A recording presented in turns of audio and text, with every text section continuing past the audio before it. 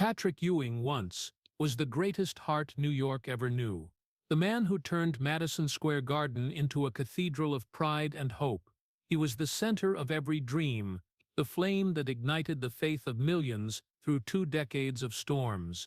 From a Jamaican immigrant kid, Ewing rose to become an NCAA legend at Georgetown, bringing home the 1984 championship and ushering in an era of black excellence that all of America had to look up to. In the NBA, he scored over 24,000 points, made 11 All-Star teams, earned Hall of Fame honors, and became one of the greatest centers of all time. He was a member of the 1992 Dream Team, the greatest basketball team the world has ever seen. He carried the Knicks to the NBA Finals, leading the city through blazing battles against Jordan, Olajuwon, Reggie Miller, Alonzo Mourning. Ewing was not just a player, he was a cultural icon, a warrior of steel carrying the expectations of a city that always demands victory. Madison Square Garden didn't just cheer for him, it lived because of him. But beneath all that glory was a life worn down by pain, a heart covered in scars that fame could never hide. When the lights went out and the roar of the crowd lived only in memory, Patrick Ewing stood alone in the Georgetown gym after being fired, the place that once welcomed him like a king, now empty to the point of suffocation.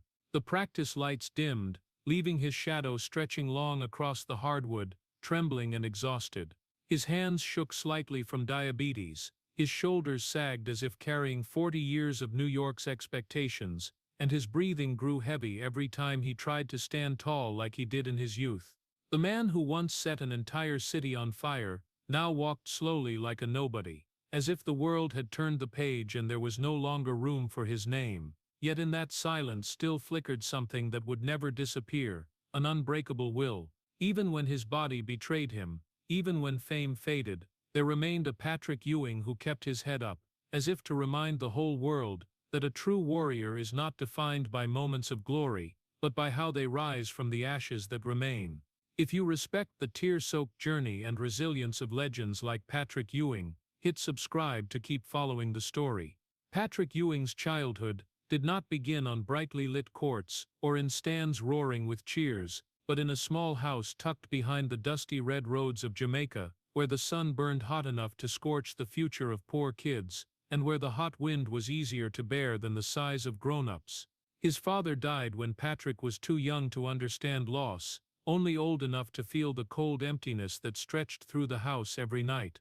His mother, a resilient woman whose hands were calloused from hardship, worked multiple jobs just to put food on the table. Patrick grew up surrounded by the smell of sweat from labor, the gnawing of empty stomachs, and the silence of a family struggling to survive. From an early age, his body was different.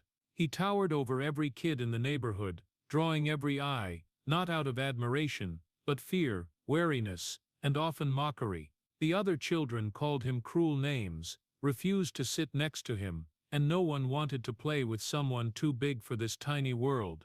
Patrick felt like a mistake of nature, a body too large for a life too small. The older he got, the more loneliness became a long shadow following his every step.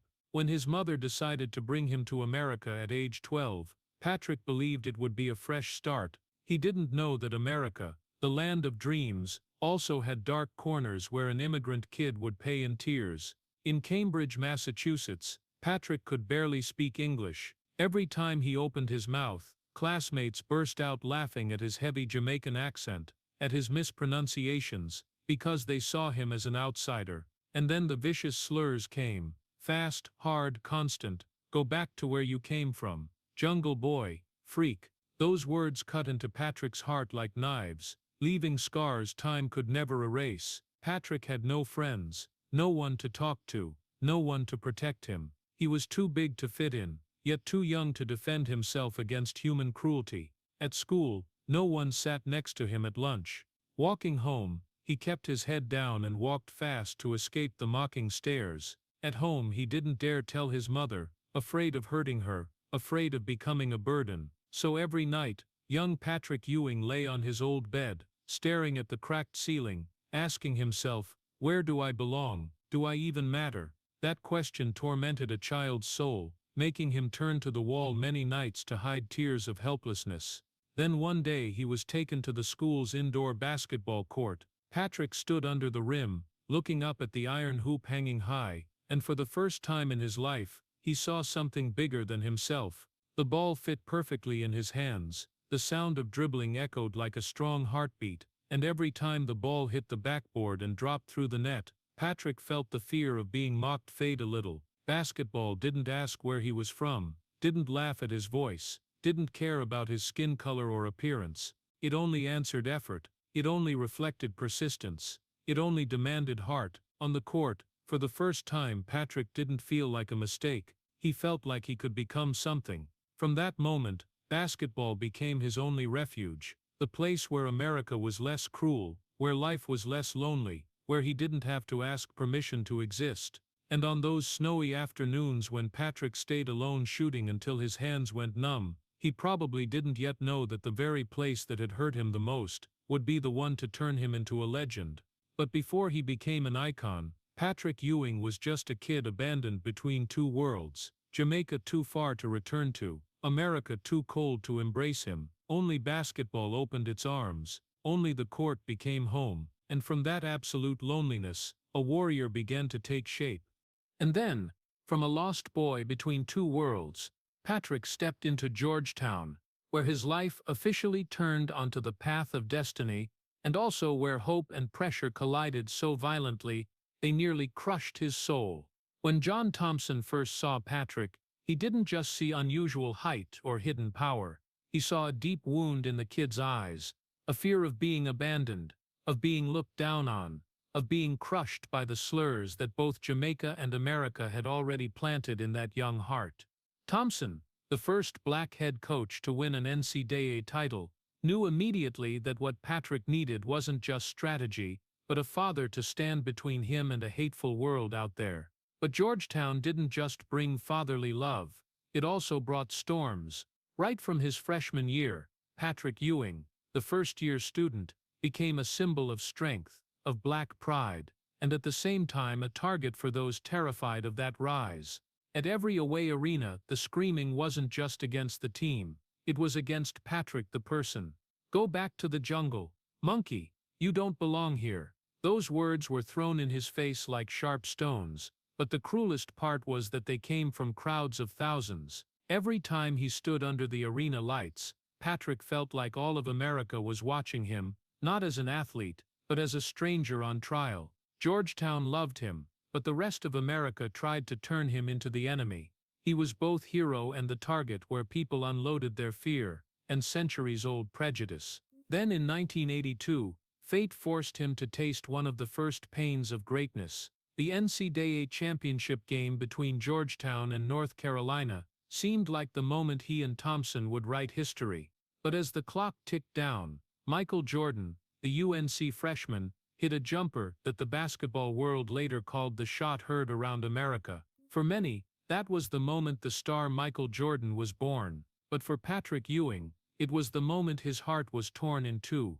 When the ball went through the net, he didn't hear the cheers. He only heard something breaking inside. He didn't just lose the game. He felt he had ruined the future of the team, of the coach who believed in him, of the entire black community counting on the image of a young warrior. In the locker room, Patrick sat motionless, towel over his head, hands covering his face. He didn't cry, not because he didn't want to, but because the pain was too big to escape through tears. "I let coach down." That sentence stabbed deep into his mind for years afterward. But fate, like a cruel joker, didn't just make Patrick taste bitterness, it forced him to stand up and taste victory, then turned that victory into new pressure. In 1984, Georgetown won the NCAA title, and Patrick became the young king celebrated across America. But the instant the net was cut down and handed to him, what Patrick felt wasn't pure joy, it was fear. Fear that he wasn't enough to hold this throne. Fear that he would once again hurt the pride of John Thompson, his second father. Fear that the millions of black people who saw him as a symbol would be let down by one slip. Even as the team celebrated, Patrick looked at Thompson and saw in his coach's eyes what he had craved his whole life, trust. But that very thing scared him more than any slur. Trust is the most beautiful gift, and the heaviest burden. He understood that from now on, every missed shot would be a headline, every loss a verdict, every mistake magnified like a crime. Georgetown gave Patrick the wings of a legend, but also chained endless expectations to his ankles. Every game became a battle not just against opponents, but against his own fear of losing his coach's love, against his duty to the community, against the memories of the slurs that once made him crumble on the schoolyard. Patrick Ewing left Georgetown in the light of legend, but in his heart he still carried a heavy darkness. The darkness of a young man pushed into a war bigger than himself, of a Jamaican kid, still wondering if he deserved the love the world was giving him. And while everyone saw him as a god on the court, only Thompson knew the truth, that behind that giant frame was a heart that was always afraid, always bracing itself, always asking whether one day he would let everyone down. When Patrick Ewing left Georgetown and entered the 1985 NBA draft, all of America seemed to hold its breath. And when the New York Knicks won the number 1 pick, an event fans still call the miracle of luck, Ewing wasn't just drafted into the NBA, he was placed at the center of a city desperately searching for a savior. New York, with all its complexity, chaos, cruelty, and unconditional love, rushed forward to embrace him like a promise. You will save us. But in New York, love always comes with expectations, and expectations always come with a price. Just hours after his name was called, giant headlines appeared. The savior has arrived, the franchise is here, Patrick will fix everything. Those words were like a laurel wreath for a rookie, but to Ewing they felt like a sledgehammer crashing down on shoulders already carrying years of responsibility. New York didn't ask him to be a hero. New York demanded he become one immediately. But the NBA isn't a place you tame with hope alone. In his first season, Ewing's body began to crack under the intensity of play and unimaginable expectations. Knee injuries, ankle pain, pulled muscles, sprains, injuries piled up like warnings that human strength has limits. When he couldn't play, the New York media changed its tune faster than a fast break. Is Ewing a bust? Maybe he's not who we thought. Too big, too slow, too fragile. Those words tore apart the savior image built just months earlier. On the radio, mocking voices rang out every morning. This guy's supposed to save us, he can't even stay healthy. New York never whispers. They screamed in his face, prove it, earn it, you owe us. In Madison Square Garden, where he had been welcomed like an emperor, boos now erupted when he missed a shot, whistles when he limped off the floor. Some even shouted refund. That cruelty, though typical of New York, was too harsh for a young man who had only just survived the mental war at Georgetown. So every night after games, Patrick returned to his small Manhattan apartment, where pale streetlight filtered through the window and the noise of traffic rose from below. He sat alone in the dark, feet in a bucket of ice, back slumped against the couch as if letting go even a little would make his body collapse. The TV stayed on, and he listened to commentators criticize him, listened to understand, to endure, to punish himself. Many nights he turned the TV off, but still heard their voices echoing in his head until morning. Bust. Overrated. Soft. Those words buzzed like a swarm of poisonous bees around his ears. He didn't lose sleep because of physical pain, but because of the mental pain, the pain of someone who wanted to prove himself, but was held back by a betraying body. In those quiet moments, with the city lights blinking like a challenge, Patrick felt loneliness so deep he could barely breathe. New York demanded he be their savior but gave him no room to be human. No one asked if he was okay, if he was hurting, if an immigrant kid from Jamaica was pushing himself so hard his soul was cracking. All they wanted was wins, and all Patrick could do was endure. He remembered John Thompson's words, "They won't love you forever, Patrick. You have to love yourself first." But when you're built up as the symbol of an entire city, it's hard to find yourself beneath the armor the world has forced on your shoulders. Yet despite the loneliness, the doubt, the injuries that tormented him, Patrick Ewing still walked onto the court every night with a heart that never learned to quit, because he understood that New York is where heroes are made, and also where they are mercilessly destroyed. The question was, what kind of hero would he become, and could a hero survive the brutal winters of this city? But Patrick kept getting up, kept fighting, kept carrying the sledgehammer of expectations, because deep down he knew real heroes aren't born in the light, they're born from the darkness that tried to swallow them.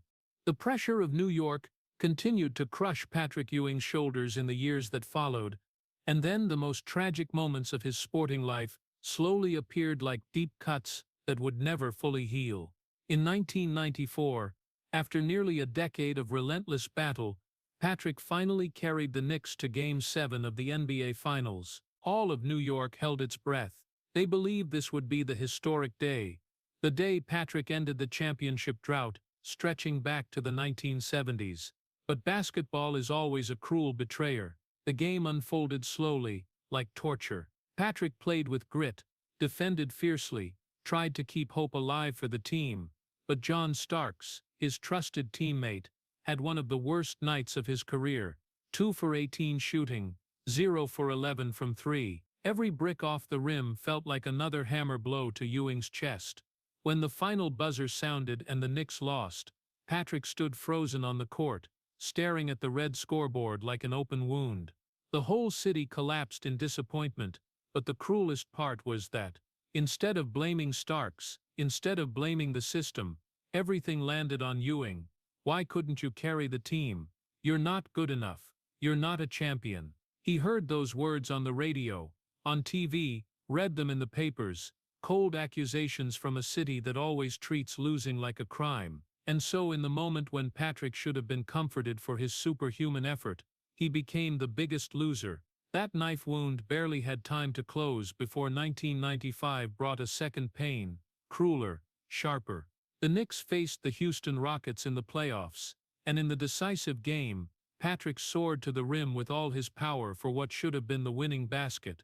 But Hakeem Olajuwon, colleague, rival, the man they called the Dream, blocked the shot with a fingertip, a block as light as a touch, but enough to crush the heart of an entire city. All of New York broke into tears, as if history was repeating itself even more viciously. They banged their heads on tables, covered their faces, screamed in despair, but among millions of cries, the deepest pain fell on one man, Patrick Ewing. Once again, though it wasn't his fault, though he had fought like a madman, the media dumped everything on his shoulders. Ewing can't win the big moments. Ewing isn't a true leader. Ewing isn't good enough to beat Olajuwon. To fans, those were just comments. To Patrick, they were spears piercing the fragile belief he had left. And then 1999 arrived, the most painful, cruelest, most tragic year. The Knicks, an 8th-seeded underdog, created one of the greatest Cinderella stories in NBA history. They beat Miami, beat Atlanta, beat Indiana to reach the NBA Finals, a path no one believed they could take except Patrick Ewing. But fate was not on his side. Before the finals began, Patrick tore his Achilles tendon, an injury that for a player like him was practically a death sentence. He couldn't play, couldn't run, couldn't do the one thing he was born to do, fight for New York. So he sat there on the bench, in a suit, eyes empty, watching his teammates take the floor. He heard the cheers, the squeak of sneakers, the bounce of the ball, but couldn't contribute a single breath to the battle he had led them to the edge of paradise for. When the Spurs won, when the Larry O'Brien trophy was raised, Patrick sat motionless, like a forgotten stone statue. He knew that was the last chance, the final chance in his life to touch the one thing his career lacked. Ewing didn't cry, but that night, as he walked alone into the tunnel at center court, the darkness there cried for him. Basketball is a dream, but also a nightmare, and the media, with its eternal cruelty, extinguished his pain with a line that haunted him for years like a poisonous curse. The greatest player to never win a ring. To others, it was just a description. To Patrick, it was a life sentence. A sentence declaring that all the effort, all the struggle, all the battles, all the sweat and blood weren't enough. That everything he had built over nearly 20 years could be reduced to one thing he never won. The ring wasn't just a piece of metal. It became the symbol of everything he longed for, but could never reach. It became the ghost hovering over him every season, every sleepless night, every time his body ached from old wounds. And though Patrick Ewing gave more than anyone could ever ask, people still treated him as if the only thing missing was that ring.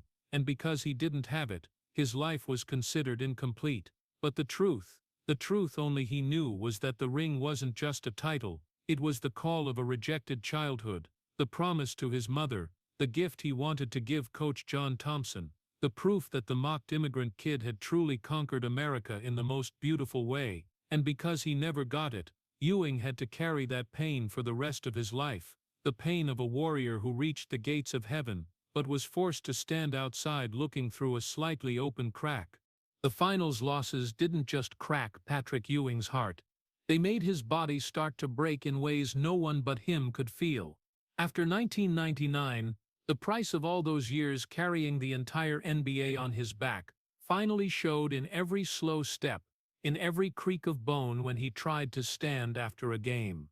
His knees swelled up like melons, red and burning hot, as if scorched under the sun.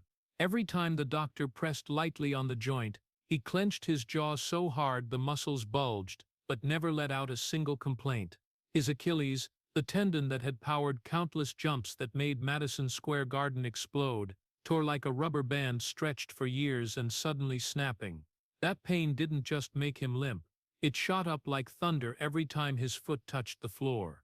His feet, crushed under the weight of a giant body through thousands of leaps, were horribly deformed, toes bent sideways, the arches swollen like the bones were trying to push out of the skin. Just looking at those feet told the story of everything Ewing endured during his career. But the body was only half the pain. The other half lived in the long sleepless nights when Patrick sat on the couch, feet submerged in buckets of ice, until they turned purple, hands reaching for painkillers like they were the only thing keeping him upright.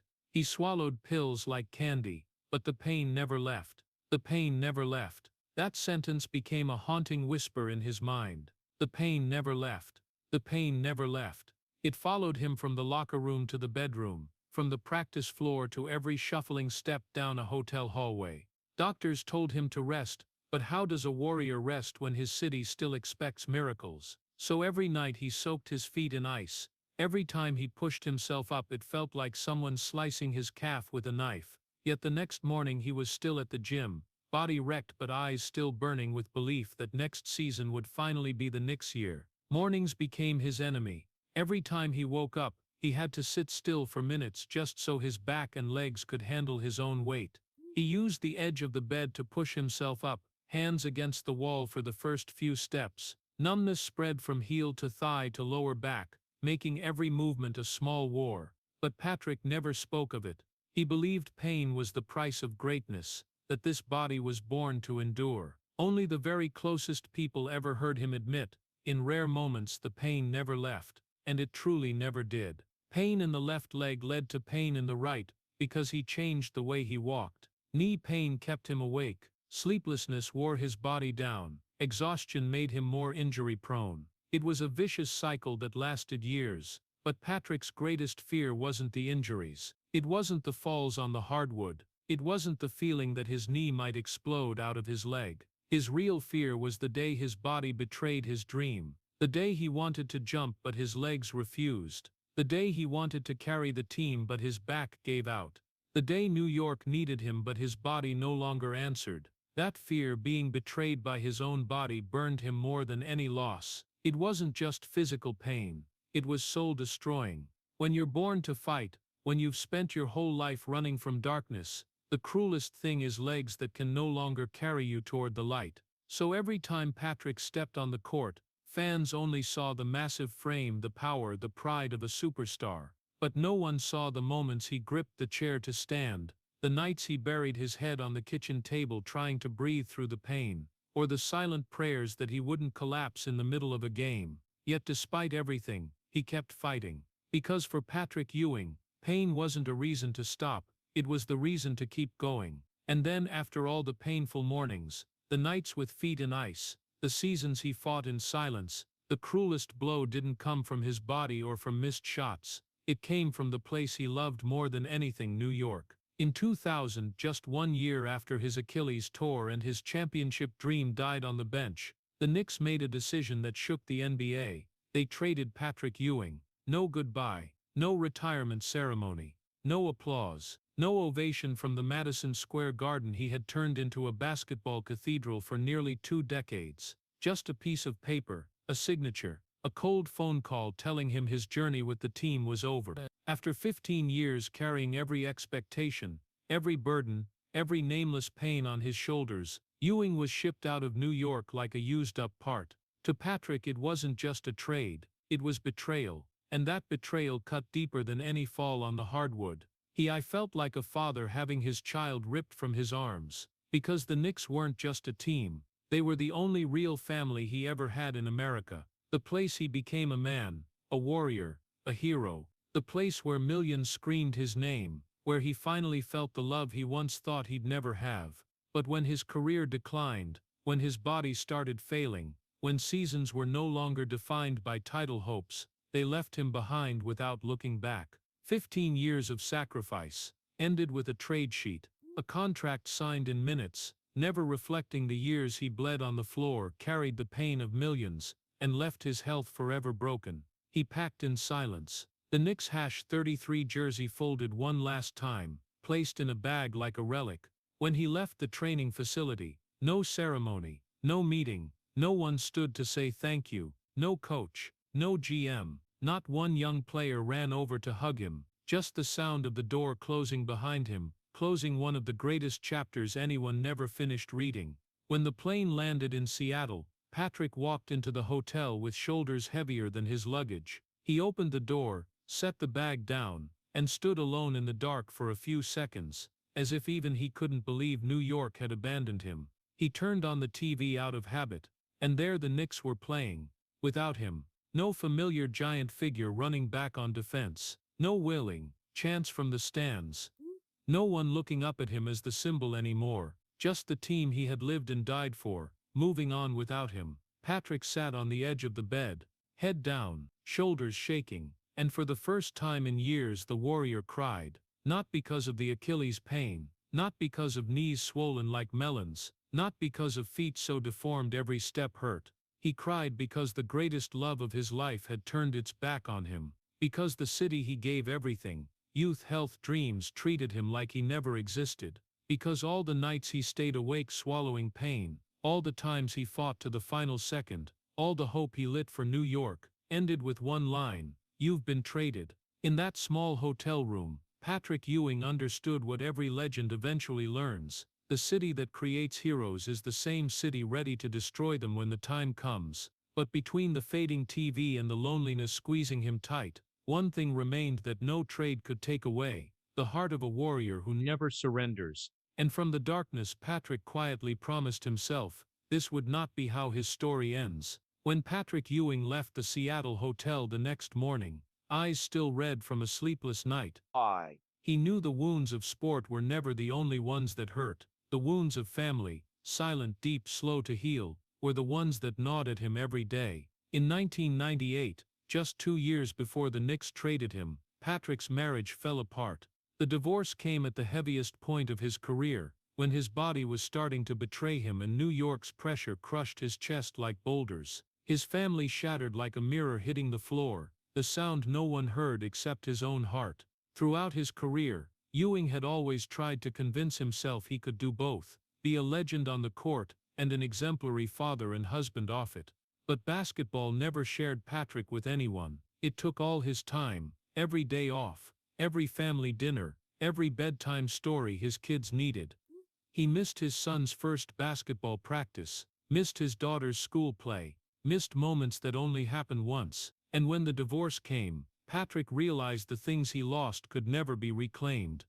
But what hurt most wasn't losing the family, it was knowing basketball had swallowed it whole. Years later, when his career was on the other side of the hill, Patrick watched his son, Patrick Ewing Jr., try to follow in his footsteps. Same name, same height, same dream of hearing thousands cheer for him. But life never repeats perfectly like movie reels. Ewing Jr. carried the name of a legend, but also had to bear its shadow, one far too big, too long, too heavy. He was cut from team after team, from the NBA to the D-League, then short contracts. And every time, Patrick, the father who once carried all of New York, felt his heart being crushed. He sat in the living room, remote in hand, replaying the video of Ewing Jr. being told he didn't make the roster. No spotlight, no announcers, just the look of a young man forcing a smile through disappointment, then walking out of the gym with shoulders slumped exactly like his father after the most painful losses. Patrick watched that clip over and over until he knew every breath, every blink, and every time he gently touched the screen as if he could pull his son back from the other side, wanting to say, I'm sorry for passing down not just height and passion, but the pain of expectations that never stop. Some nights he sat alone in the dark room, the TV reflecting images of father and son playing in different eras, one crushed by New York's pressure, one suffocated by the expectation of living in his father's shadow. Patrick understood basketball had given him fame, money, legacy, but it had also stolen his son's peace. And in the most painful quiet moments, Patrick wondered if he was the one who had planted that pain in Ewing Jr. Quote, "It's life. No one loved basketball more than Patrick Ewing, but no one paid a higher price. He lost his family to it, lost his children's childhood to it. And sometimes he felt he had traded too many sacred things for a ring life never gave him. That great career, seen from afar, looked like a golden statue. Up close, it was cold and full of cracks. And Patrick's greatest regret wasn't the lack of a championship. It was the question that cut his heart every night. Could I have kept my family if I hadn't tried so hard to be New York's hero? That is a question no one can answer, except him. In the loneliness fame never saved him from. After the years of a broken family and a playing career that ended quietly, Patrick Ewing stepped into the second phase of his life, coaching, with the hope that this time the NBA would see his value, not just in the body they had drained dry, but in the wisdom, calm, and experience of a warrior who survived every peak and valley. But the coaching path he chose, which seemed like a saving door, turned out to be an endless hallway of doors that never opened. Ewing spent more than 15 years as an NBA assistant coach, from the Houston Rockets to the Orlando Magic, from the Charlotte Bobcats to the Hornets. He arrived at the gym at 6 a.m. Before even the staff unlocked the doors. He watched film until his eyes blurred. He taught young players every defensive move, every pivot, every hook shot he once used to torment the entire league. He was patient, dedicated, worked harder than anyone. But every time a head coaching job opened, every time the NBA had a vacancy, every time he interviewed, the answer was always the same. We need someone with more charisma. We need a different leadership style. You're not the right fit for our direction. Each rejection was another cut, repeated so often Patrick became numb. He knew what hid behind those words. A painful truth. The NBA has a quiet bias against black head coaches. White coaches with fewer accomplishments, less experience, some who had never even been in a playoff game, were handed chances Patrick never touched. He stood on the sideline watching them get head coach seats while he, a Hall of Famer, a defensive legend, a man respected by coaches for his elite basketball IQ, was pushed aside. Every rejection Patrick just nodded, said thank you, and walked out of the room like a shadow passing through the hall. He never got angry, never slammed the table, never pointed fingers, but that very silence let the pain eat him from the inside. One day after his 7th interview in 3 straight years, when the GM ended with, "We're going with someone else," Patrick drove to the gym instead of home. He sat in the empty parking lot after dark, and for a rare moment allowed himself to feel the injustice. "I could be great when I played, but invisible when I hold a clipboard," he whispered into the darkness. That sentence was a mirror of his entire life. When he played, they needed him. When he coached, they ignored him. When he was young, New York saw him as the savior. But when he tried to pass on what he learned, the NBA treated him like someone standing outside the door, never invited in. Some nights he came home so late the sky was pitch black. He sat on the couch, staring at an unturned TV, shoes still on, huge hands cradling his head like it might fall from the invisible weight. His body still hurt, knees throbbing, feet feeling sliced with every step, but his spirit hurt more. The feeling of being invisible, forgotten by the world, left behind by history. Yet the next morning, no matter how little he slept, Patrick was still at the gym at 6, still on the sideline, clipboard in hand, still shouting instructions, as if hope was waiting up ahead. He believed he had to set an example for the young players,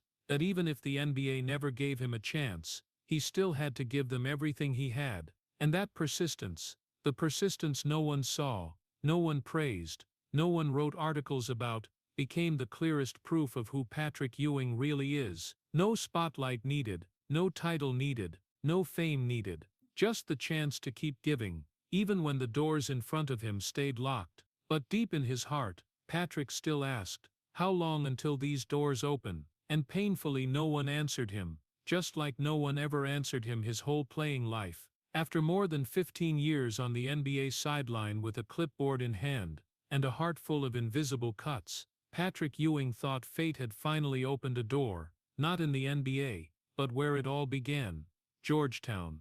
In 2017, when Georgetown called him home and handed him the head coach job, Patrick walked into the press conference with tears in his eyes. He tried to smile, but his voice shook when he said the two words he had waited his whole life to say, I'm home. The house John Thompson built, the house that saved him from childhood loneliness, the house that turned a Jamaican immigrant kid into an American icon. And now that house opened its arms to welcome him back as the worthy successor. In that moment, Patrick believed every door that had slammed in his face was finally swinging open. The media praised at first, fans stood and applauded, Thompson's former players hugged him with pride.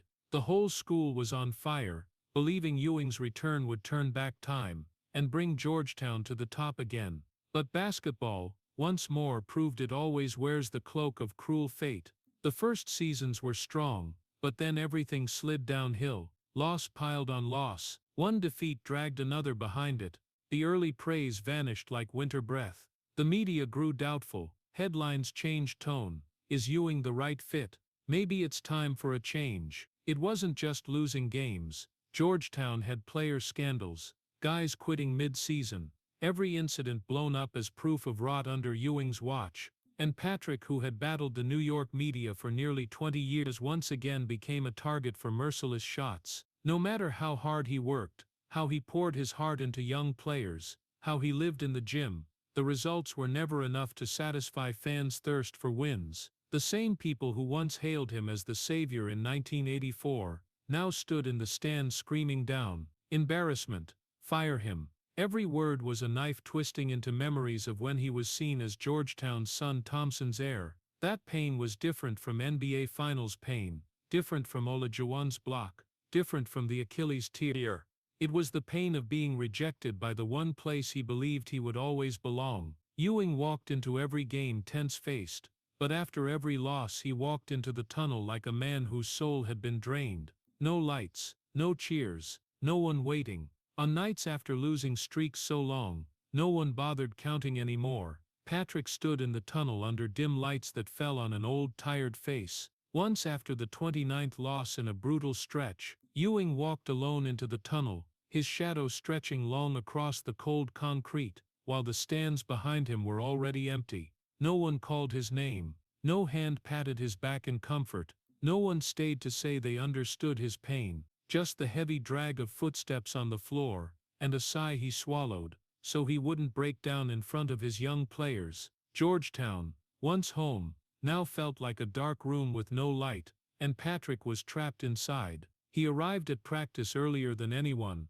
left later than anyone. He hugged his young players the way Thompson once hugged him. But the world wasn't the 1980s anymore. The lessons of experience, the stories of old resilience, the teachings of iron will, no longer seemed enough to pull Georgetown from the abyss. When the 2023 season ended, Georgetown's leadership called him into the office. They talked about a new direction, future vision, difficult decision. But Patrick only heard one sentence, the one his heart had known for a long time but still refused to accept: "We're letting you go." Georgetown fired him. He had fought his whole life to come home, and when he was finally welcomed, they pushed him out the door again, like the Knicks in 2000, like the NBA did for 15 coaching years, like fate had done since childhood in Jamaica. In that moment, Patrick understood that home isn't where you were born, isn't where you fought, isn't where you return. Real home is the place that wants you to stay.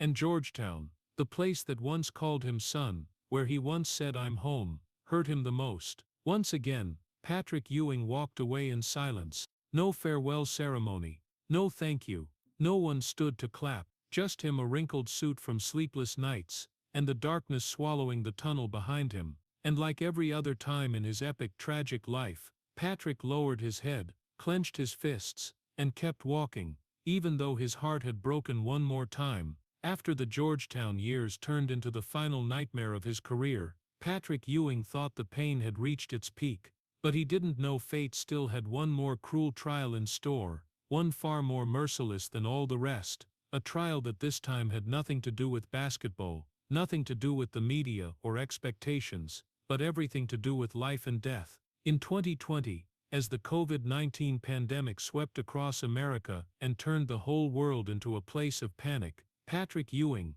the man who had survived every battle, suddenly ended up in the hospital in critical condition. He couldn't breathe. His chest tightened as if squeezed by an invisible hand.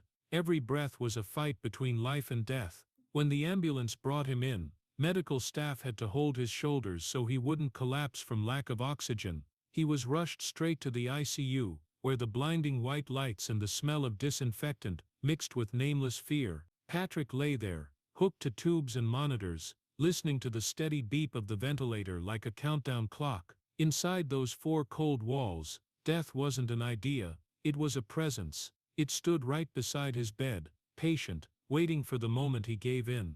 With every shallow breath, Patrick felt his chest cave in, and in the moment his body was completely spent, his mind started drifting through memories. He remembered his mother, the woman who left Jamaica for her son's future, who pushed rented carts for years just to raise him. He remembered standing in front of her ashes, promising he would live a long life. Now in that ICU room cold as a tomb, that promise echoed like a sad song. He remembered his son Ewing Jr., who had tried to carry on his father's dream. He remembered the look in his son's eyes every time he got cut from a team, and the nights he whispered, "Dad's here, I'm not leaving you." But now he himself was being pulled away from his son's life, dragged into a darkness no one could follow. No visitors allowed, no teammates, no friends, no family, no son. Patrick Ewing faced death completely alone, truly alone. Patients around him coughed until they had nothing left. Machines beeped constantly. Every hour another bed went empty because someone didn't make it. He heard doctors whispering behind glass, "Oxygen dropping, prepare for intubation."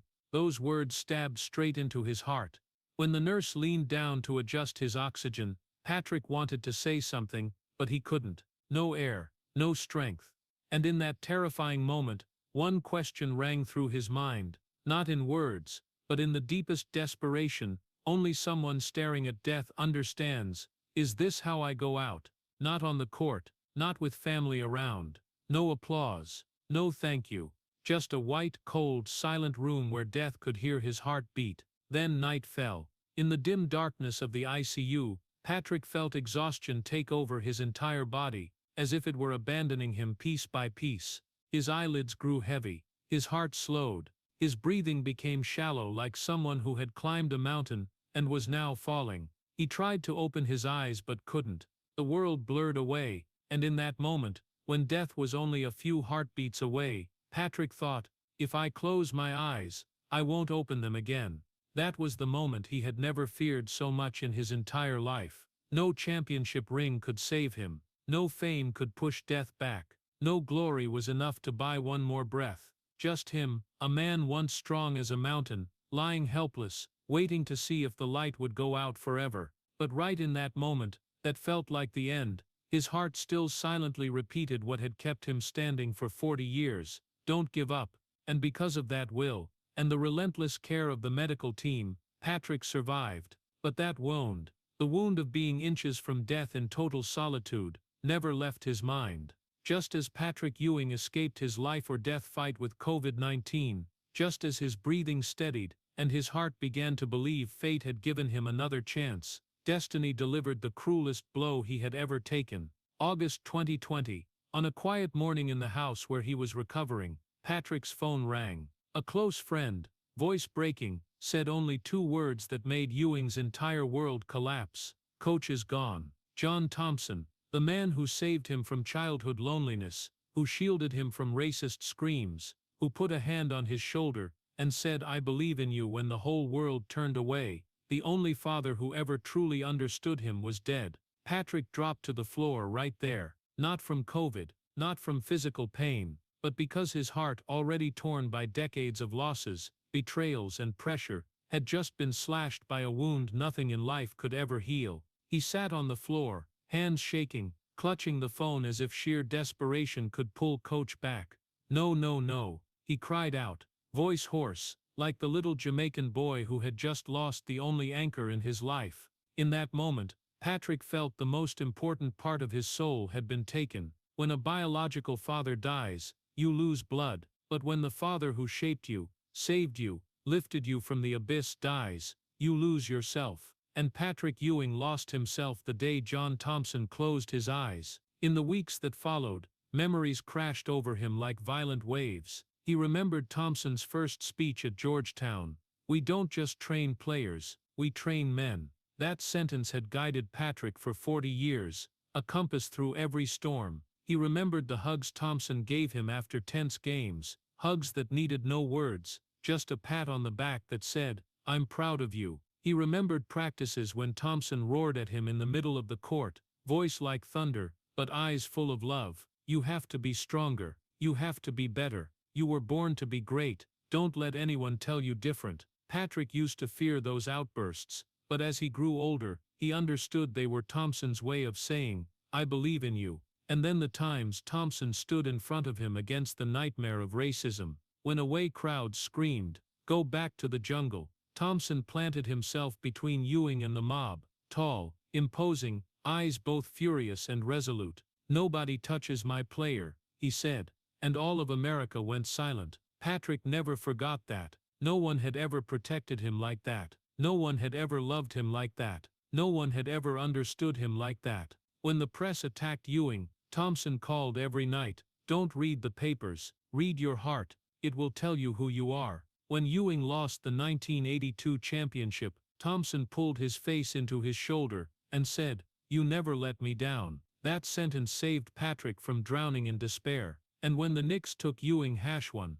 Thompson said, "I'm as proud as if you were my own blood." When Patrick heard John Thompson was gone, all those words rang out again, but this time like knives, reminding him he would never hear Coach's voice in real life again. At the funeral, with Thompson's photo in the center of the church, Ewing could barely stand. He wore a mask because of COVID, but tears still poured beneath the fabric. He shook while speaking. He tried to talk, but his voice broke on the first sentence. "He was the only father who truly understood me." The whole church fell silent, and in that silence, Patrick realized something terrifying. He would have to live the rest of his life without the one person who ever saw the real him. That night, back home, Patrick sat alone in the dark room, phone on the table still showing Coach Thompson in his contacts. He didn't delete it. He never would. He touched the screen, and for the first time since childhood, he cried like a lost child. Thompson's death wasn't just a loss, it was a collapse. It was the bell tolling that the strongest part of his spirit, the part that had fought off Jamaican loneliness, New York cruelty, injury, pain, and near-death illness, was now shattered. From that day on, Patrick Ewing was never the same again. The sharp eyes of his youth were gone. The proud hardness was gone. The confidence of the man who once ruled MSG like a king was gone. All that remained was an older, quieter Patrick, carrying an emptiness nothing could fill. Because when John Thompson died, a piece of Patrick Ewing's heart died with him. After the day John Thompson left, Patrick Ewing turned 63 with a body that was no longer an ally but a silent traitor, slowly eating away at whatever was left of his life. The injuries that once forced him to grit his teeth in the NBA now came back 10 times more destructive, because this time there were no arena lights, no adrenaline, no crowd roar to soften the blow, just him, an old man sitting on the edge of the bed every morning, trying to pull his body upright,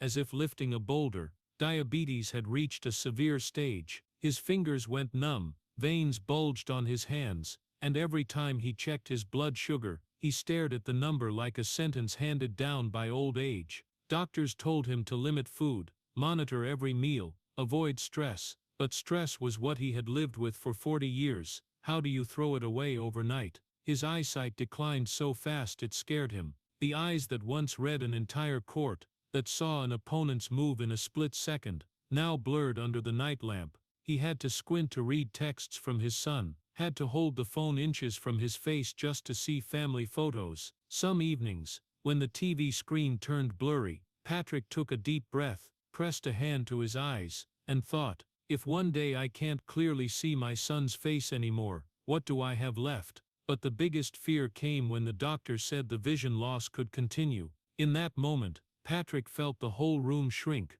Losing championships, he could handle. Losing his career, he could handle. Being betrayed, he could handle. But losing the ability to see his family, that was a pain he couldn't imagine. His knees hurt constantly, like a dull knife twisting inside every time he stood. His back ached as if a rock were crushing it. Nights when he turned over, he had to use his hands to move his legs because the muscles no longer could. Sometimes just twisting too fast set his entire spine on fire. High blood pressure made him dizzy every time he stood up quickly, and many nights he lay in the dark feeling his heart race abnormally, beating like it was afraid, beating like it wanted to escape this failing body. He couldn't sleep. He simply couldn't. White nights followed one after another, turning his eyes dark, his voice low and weak. He lay listening to the clock tick and wondered, is death getting closer? Like that night in the ICU in 2020, once at 3 a.m., he stared at the ceiling and whispered,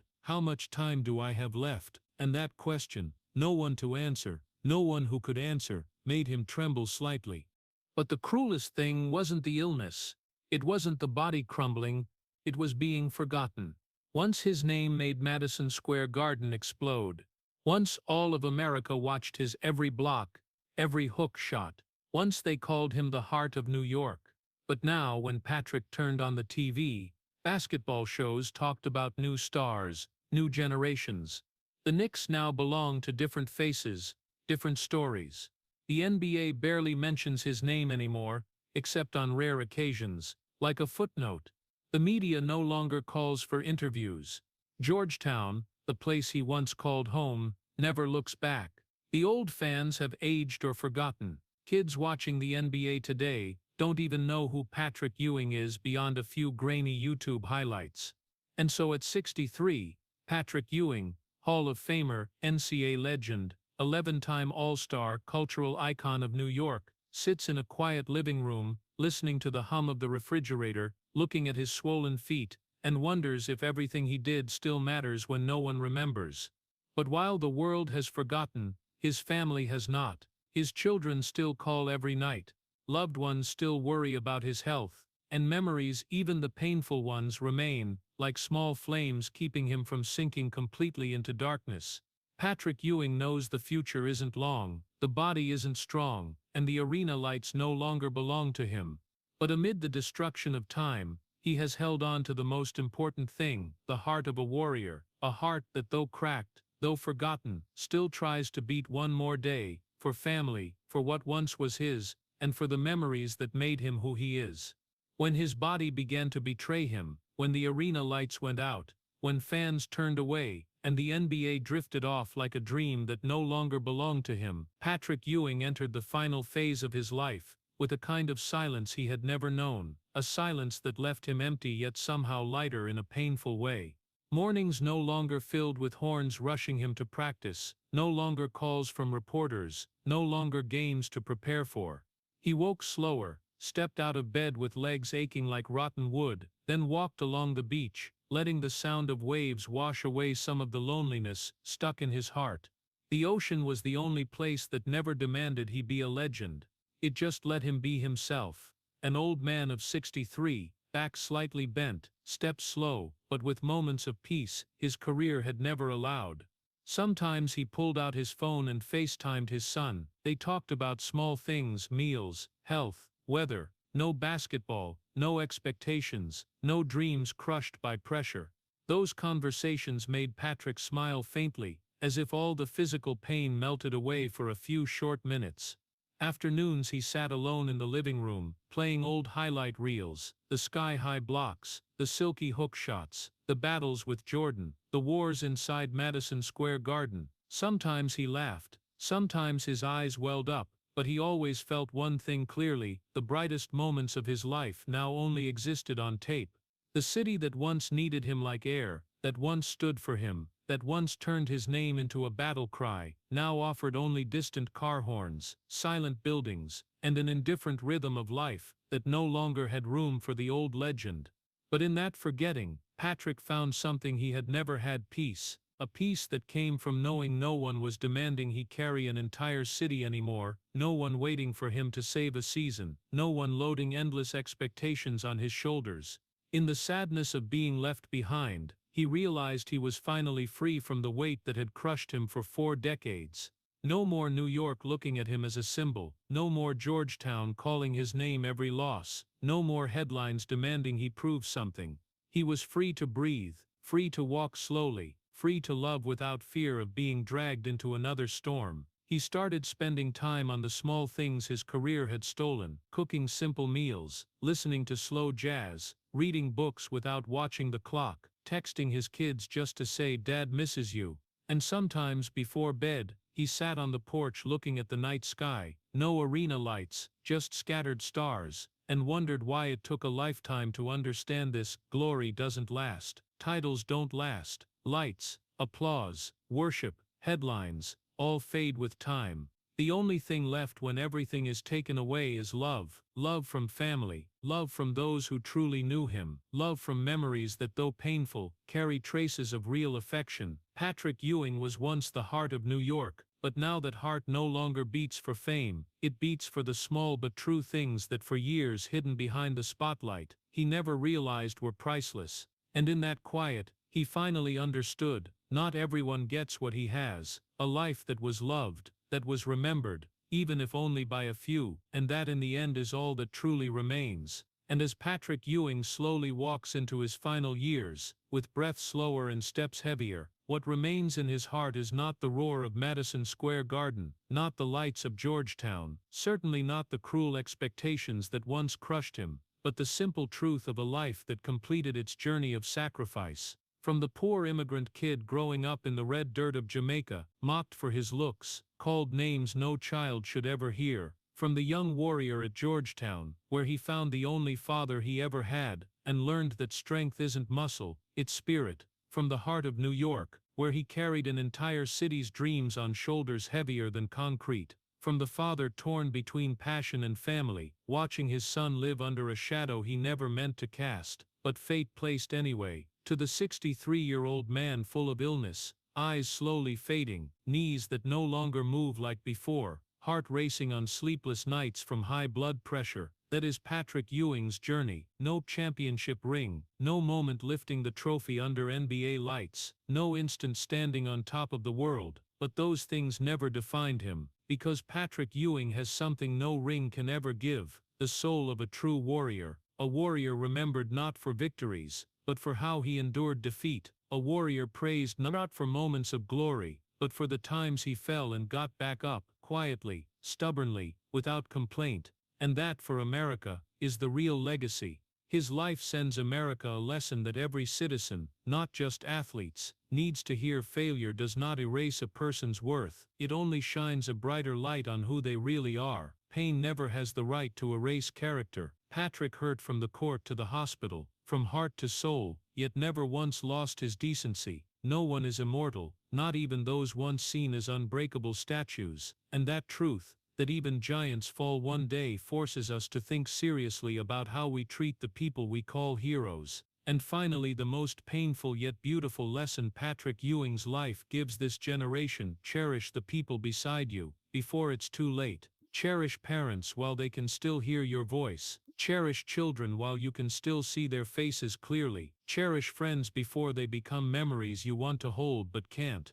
Cherish those who fought for you, lifted you, loved you with everything they had. Because as Ewing's life has proven, all lights go out, all glory fades, and all that remains is love. In the end, when night falls and Patrick Ewing sits alone in the quiet room, with only the sound of waves outside, and the dim yellow light falling on eyes that have grown blurry, he understands something. It took a lifetime of suffering to learn. True strength isn't reaching the highest peak, it's getting up every time you're knocked down. And that is the truth. America, a country built on struggle, on failure, on people who never quit, must never forget. If Patrick Ewing teaches us anything, it's that true strength isn't reaching the top, it's getting up after every fall. Patrick Ewing's life, when we look back at the entire journey we've just told, is one of the quietest yet noblest tragedies in American sports history. The saddest part isn't that he never won a ring, it's everything he had to trade to stay standing under the lights for 40 years, from a Jamaican childhood of being bullied, to Georgetown games where he was hit with vicious racist slurs, to becoming the heart of New York, only to be coldly traded away on a piece of paper. His loneliness walking into the tunnel after a 29-game losing streak at Georgetown, or the moment he collapsed in the ICU facing death from COVID, are images that choke us up. And the most painful of all, the day John Thompson died, the only spiritual father life ever gave him. The collapse in Ewing's heart that day tells us that even giants have wounds that never heal. Yet through all those losses, Patrick Ewing teaches Americans a priceless lesson. Failure does not erase a person's value. You can be cut from the NBA, denied by Georgetown, forgotten by the media, but character and resilience remain the foundation of a decent life. He reminds us that strength isn't in glory, it's in the ability to rise after being knocked down, whether by injury, prejudice, or life itself. And most importantly, he reminds America to cherish the people living beside us now, before one day, like Ewing with Thompson, we realize our thank you came too late. If Patrick Ewing's tear-soaked journey of resilience and dignity touched your heart, hit subscribe to join us for the stories to come. Thank you for staying until the end. See you in the next video, where we keep honoring the great souls who fought in silence.